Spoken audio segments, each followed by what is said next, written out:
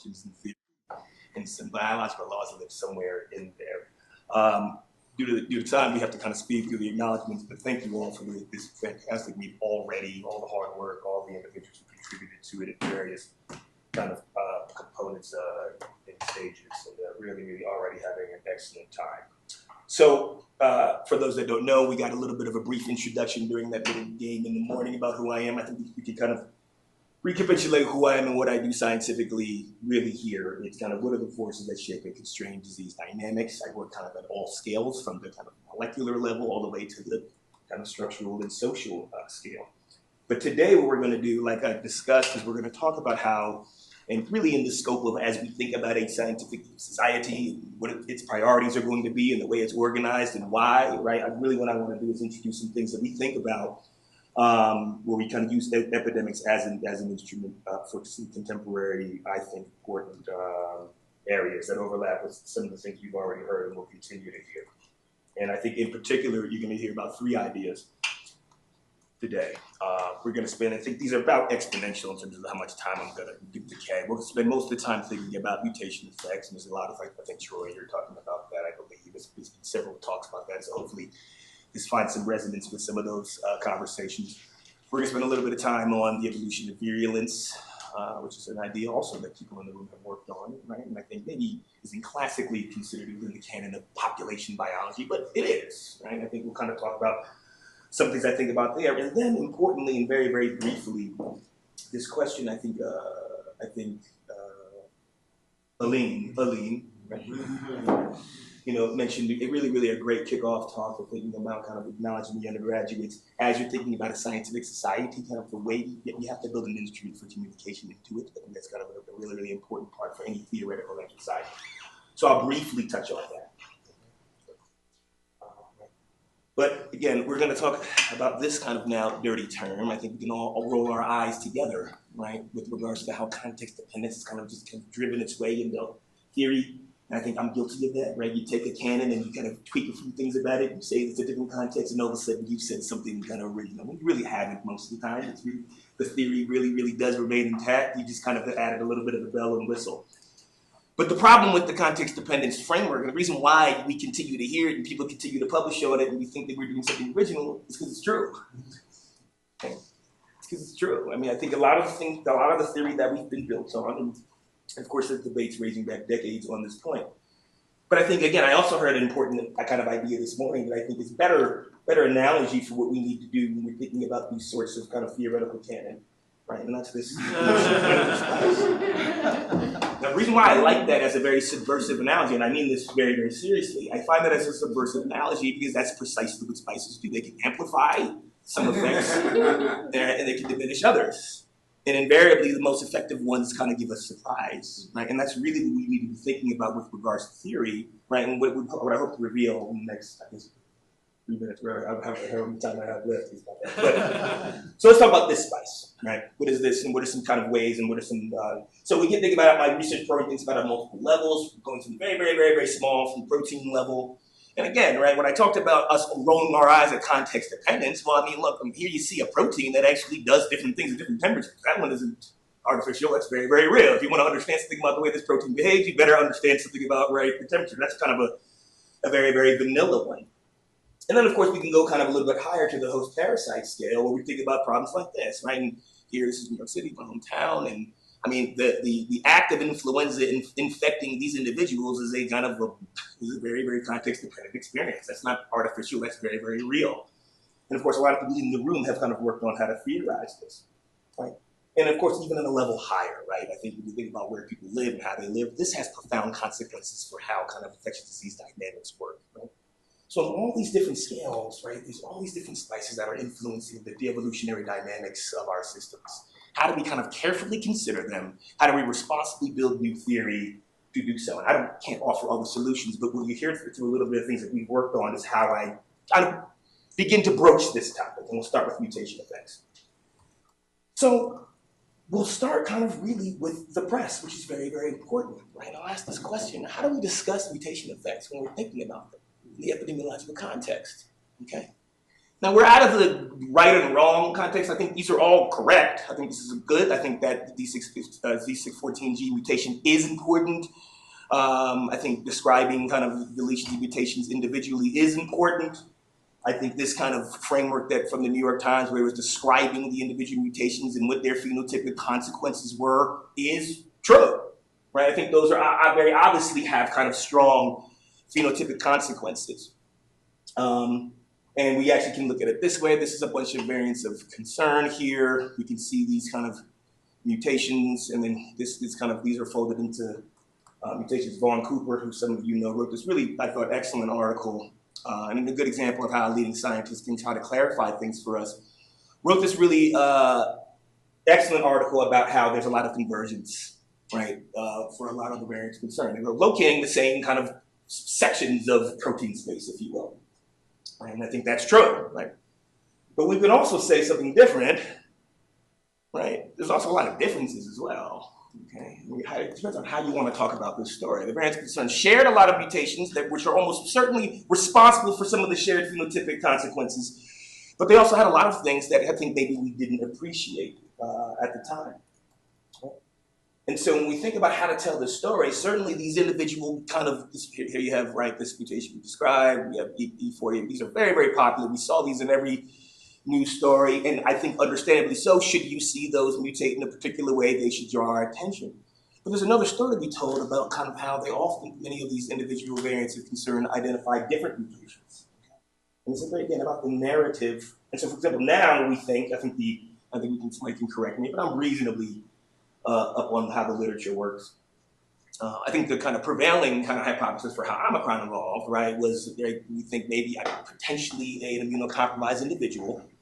In an immunocompromised individual, right, the spike protein can search a wider expansive protein space. It can locate and fix mutations that were inaccessible in an immunocompetent individual. Inconceivably, via epistasis, you can locate different, you can find peaks. Right, this is conjecture, but it's not crazy, right? I think this is one of the hypotheses for how we got Omicron. A lot of people I love, right, were in the news saying that SARS-CoV-2 is running out of mutations, right? And we remember all that. I don't know if you were guilty of that, Carl. But you might have, right? No, I'm just kidding. No, when I mean people I love, I mean people I love. We're running out of mutations. Then Omicron just came and just shocked everybody. It had a new suite of mutations, and it had a transmission and virulence phenotype that was higher by most measures than anything that we had seen. Right? So the idea here is we needed a different narrative to describe the way that these mutations were arising and what they were doing. And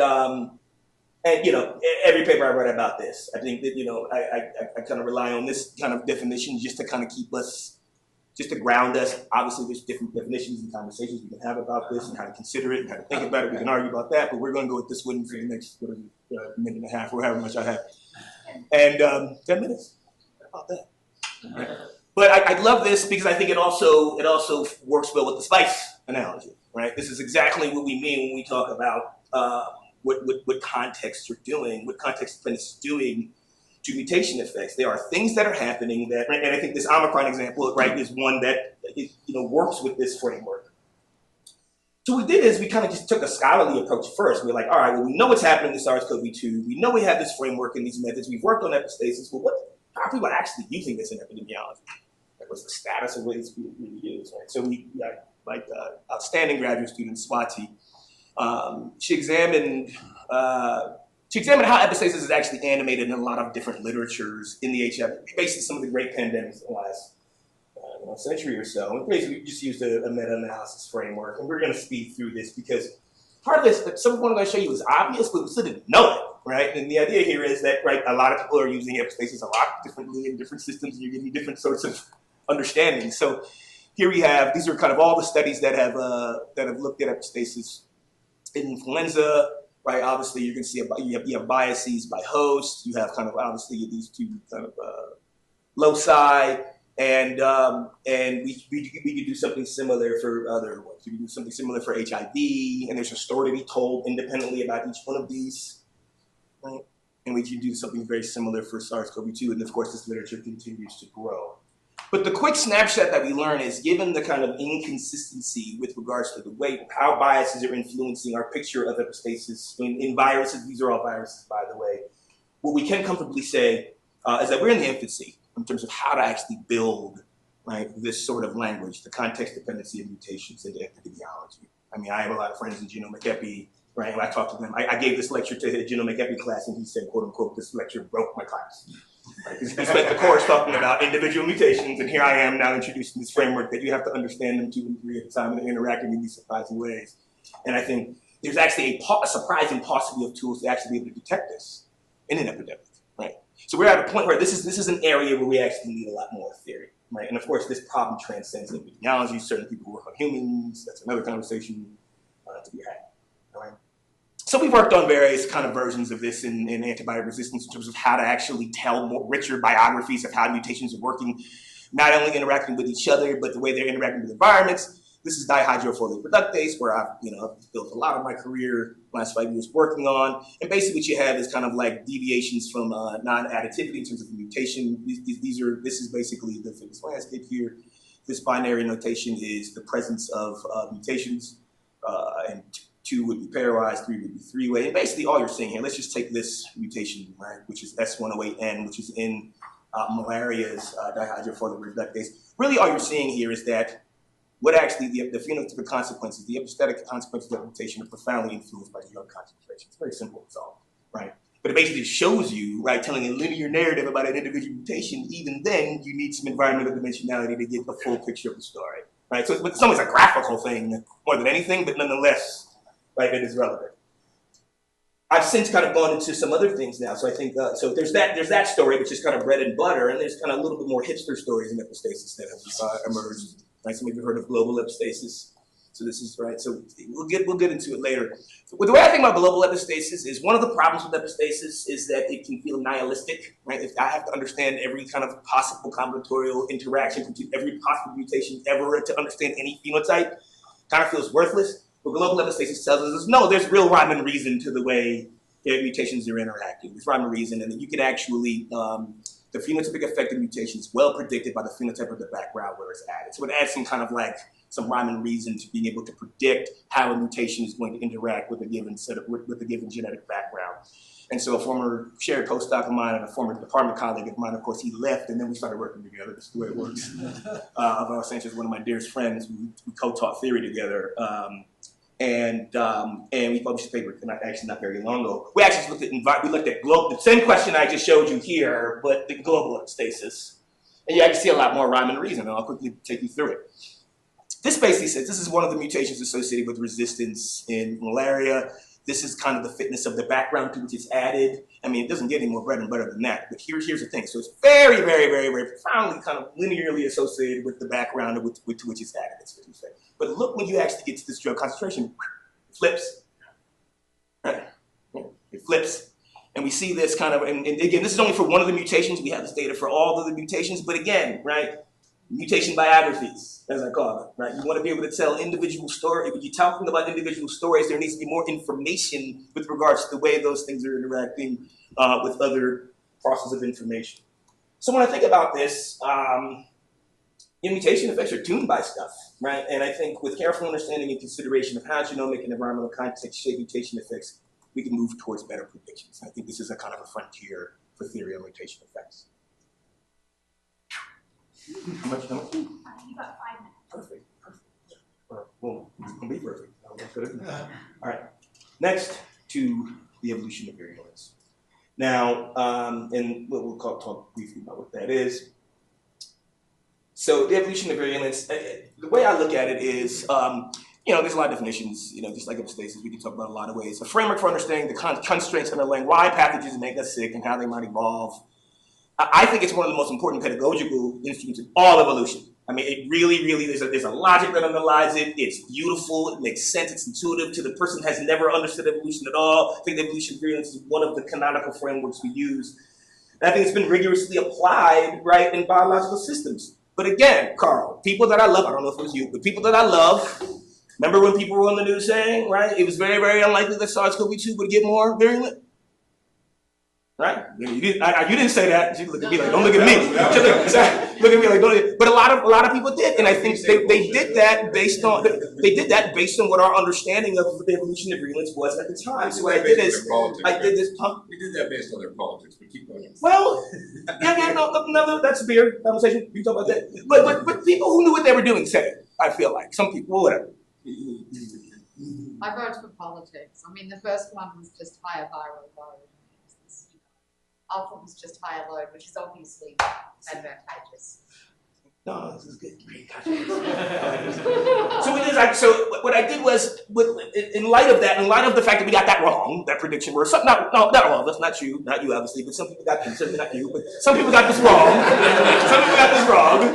The idea was, well, what do we actually know about the relationship between, what do people actually measure about the relationship between virulence and transmission? And my outstanding graduate student, Keri Kabengale, just went in and did a meta-analysis of all the studies that have been done that actually measured the relationship between traits associated with virulence and traits associated with transmission. Different colors mean different organism types, right? So green is plants, I think red is phage, I believe, and blue is, I think fungus is here, whatever. The point is, what you're seeing here is, and there's some patterns you're seeing here, is you're seeing a lot of differences. Like it kind of just depends on who happened to measure that system at that time and measure it how they wanted to measure it. It sounds pretty kind of idiosyncratic, right? So the idea here is, right, that the specific virus-social relationship and the manner that virulence is measured profoundly influences the relationship between virulence and transmission, which means, right, again, idiosyncratic and context dependent. So we actually did this early in the pandemic before we knew what we were doing.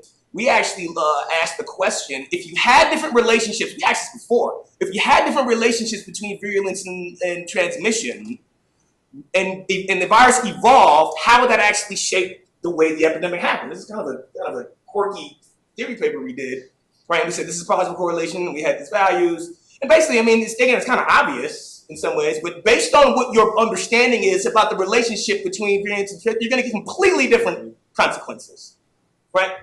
So these predictions have meaning. When you get these things wrong, when the theory underlying it isn't strong and you're making predictions for the way a pandemic is going to happen, it actually has consequences for policy.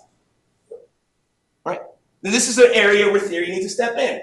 And so lastly, what we'll talk about in this paradigm is this work, we continuing to beat this drum. I assigned this completely changed my life, this book and chapter. No, is it wrong? You're gonna tell me it's wrong now because it's a peer review. It's about to get accepted, so you better tell me now.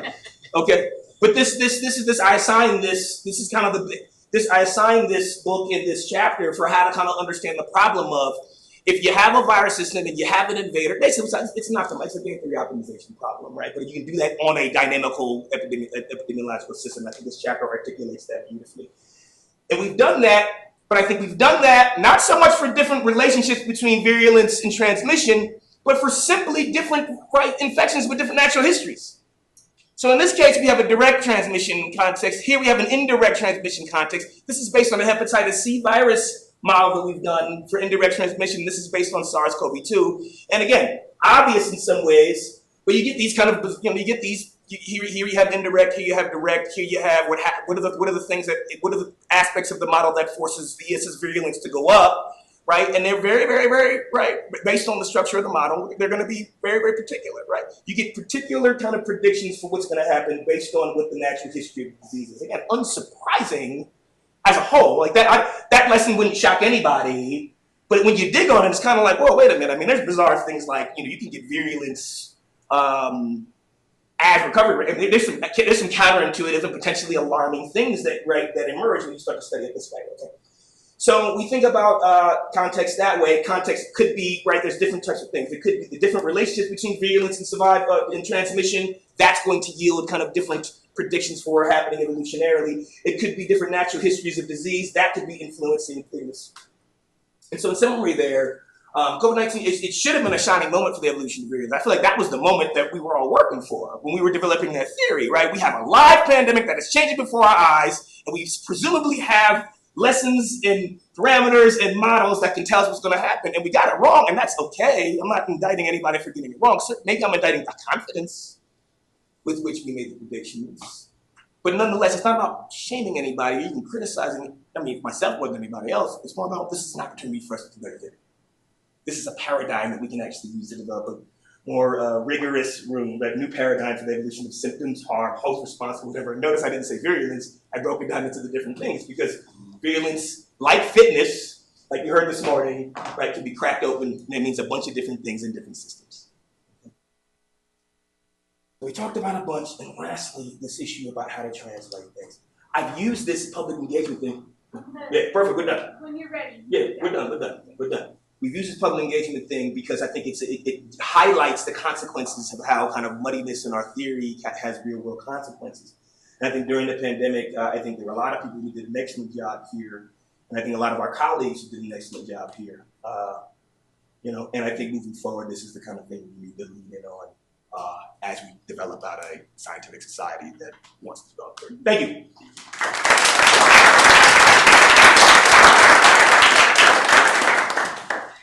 You wrapped up much faster than I thought. Okay, so we do have some time for.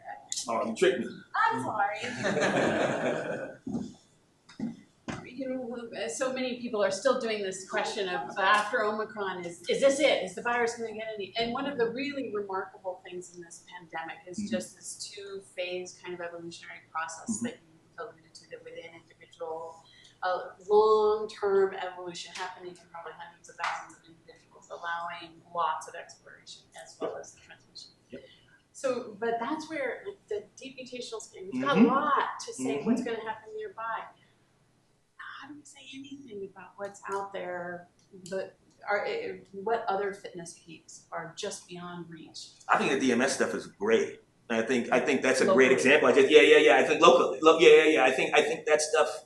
Yeah, I mean, part of what my solution is, I think there's a colleague of mine, Sam Starplino, has a really great paper about something called permutation entropy. And basically what him and his colleague argue is that when it comes to predicting epidemics, basically, it's kind of obvious. You really can only predict like a week or so in advance. After that, the parameters of the epidemic change, right? And they feed back and change. So you're right. So the idea here is shorter term theory that makes better shorter term predictions. And I think at the molecular level, I think DMS does a beautiful job at articulating certain things. We have a good idea about how certain drugs will or won't, right? So I think there's a lot of good that can come from modern technology. I think maybe it's changing the time scale and scope of what our predictions is in the theory that informs it. Right, and I think what was surprising was that SARS-CoV-2 took what we would have thought would have been a long time scale thing and did it quickly. That's right. No, that's exactly right. Yeah, I mean, when you're talking about contingency, when you first started talking about contingency, I thought it was something else that we were talking about. That's a bit of a tension here. I mean, I don't come from a broad epidemiological background. I mean, in one sense, every single biological system is highly contingent, very individual, in fact. And in my career, I run up against people, especially in mainstream ecology, who will tell you that theory is worthless because you have to just describe every single system that you want. Okay, so there's this tension, right? There's theoreticians who want to be able to say something general. I mean, you were talking about generality becoming more specific in a sense, because you can still identify things that are not just applicable to one system, but they're wrinkles that we need to add to our general principles. But I think also we've got to make people expect like fundamental contingency and not use it as a weapon against us. Right? Very well said. You have your general principles. Very well said. But you need to take your species and say, okay, this species X is a combination of a short life cycle, but it also has high levels of investment in information use. Contingency is not an indictment on theory. For that than a short-term system with less information. So the bottom line is that you're going to have to build a model for each system, in a sense, that you want to work on. But that still doesn't mean that you can't input into those systems general principles that we've sweated our asses off, identifying as theoreticians. No, I mean, I think that was a great question. I think you give a great answer to it. And you great answer to it, but I think this is one, again, like I said, this is not just an epidemic problem, right? I go to the conversations I have with Noah, and this is the conversation, right, around polygenic risk. It's the same thing, right? It really isn't. So that's why I really do think this is a society level question. And I think part of that third component about translation, part of it is being agile with how we actually have that conversation. That's as important as whether we're using ABMs or model this or that. It's being agile the way you were with regards to describing the utility and importance of the theory, which I think we absolutely have to defend ourselves. Well, on that very positive note about why we need a society, let's go take a picture.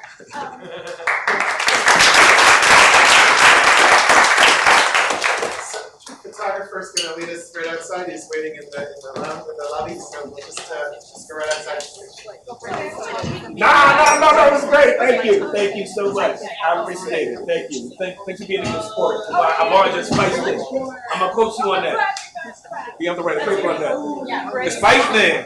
Yeah, I'm into the spice.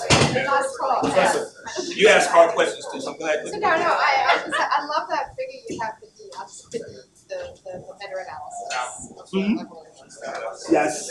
And I think the thing to communicate is the uncertainty. Yes. I mean, Yes. like what business did I mean, I can tell you for me, my predictions were very simple. It's like when there was no evolution, my prediction is there'll continue to be little evolution. Yes. When alpha came along and it's increased virulence, That's my right. prediction is it will continue to That's increase right. virulence. That's right. When Omicron came along, it was, I mean, people say it's primarily transmissibility. I think that's nonsense. I think That's it's right. primarily immune escape. Yes. Virtually nothing happening on either transmissibility or the Yeah. or the Oh yeah. Sorry. on Yeah. either the transmissibility or the virulence thing. And it's like, okay, so my assumption is that it will continue to be immune escape. But Right. this is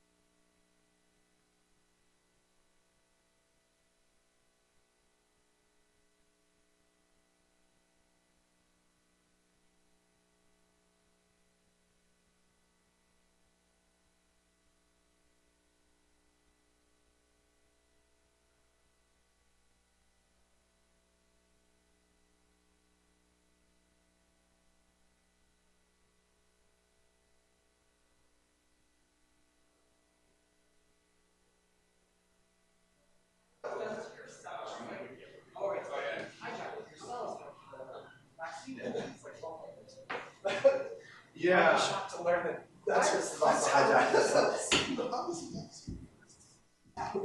So it was sort of a funny thing, like this scientific information sort of dropping without context almost into Yeah, that's what people it was, right? using it and being like sort of pulling, because you know, they Well, based on a pre-existing position. everybody's. It was a remarkable time to be a population obviously. And hard to not feel like a lost opportunity. Yeah. And then you had some, folks who had studied specific, this one person I think specifically there's some impact of variation in connectivity in networks, like when you have, and that produces, in some simple cases, that are not, it leads to a lower permeability threshold, which must be the pandemic is over so long. Of course, that wasn't the case for all kinds of reasons. It became like this both in the science analytics, because they felt just they had cited well enough in the past, but then it was also an ideological battle because that became picked up by folks who didn't like public health interventions that restricted. So it was like couldn't win in some cases. Yeah.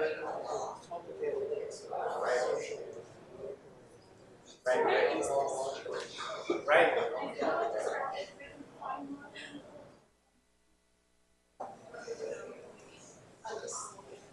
Are you talking about COVID?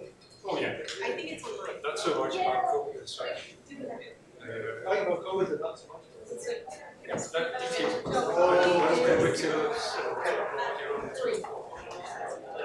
No, and I just like that subject. I think it's two we have each other and following. And then a somewhat subject to like origins.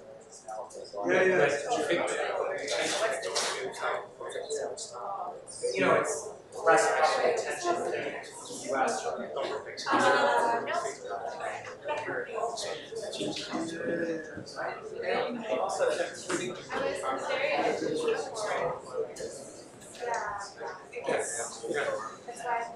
No, actually probably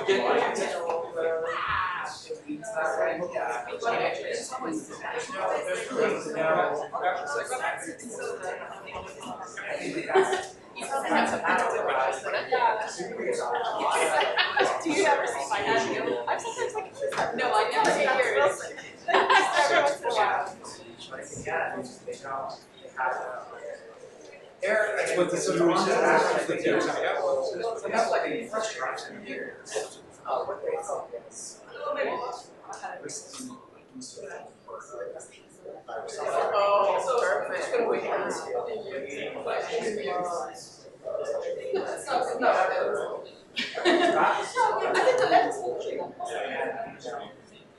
should be concerned about that. And so there are players who are involved.